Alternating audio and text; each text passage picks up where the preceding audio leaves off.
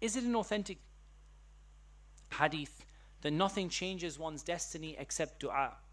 So whatever rizq is written for us can also be enhanced through dua.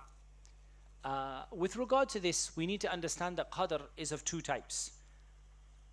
Qadr, which is written in the Lawh al-Mahfuz, and qadr, which is given to the creation of Allah as He wills, such as the angels and so on and so forth. As for the qadr that is written in the Lawh al-Mahfuz, it cannot be changed, and nothing changes it whatsoever. The original amount is written, and the dua is written, and the increase is written. But from the perspective of the angels or mankind, your rizq can increase through dua and through good deeds.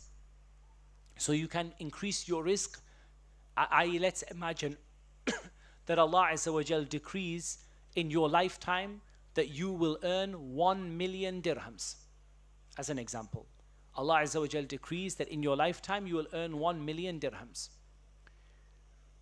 Then you make dua and ask Allah for more, and Allah increases it to 2 million dirhams. This original amount and your dua and the increase, all of them are written in the Lawh al-Mahfuz. All of them are written in the preserved tablet.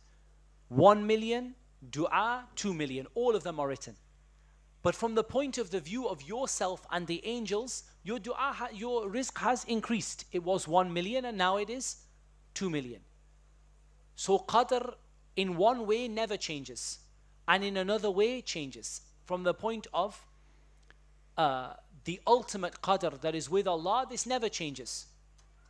As for the daily and yearly qadr that Allah Azza wa Jal gives to the angels, then this changes according to dua and the good deeds that you do, and Allah Azza wa Jal knows best.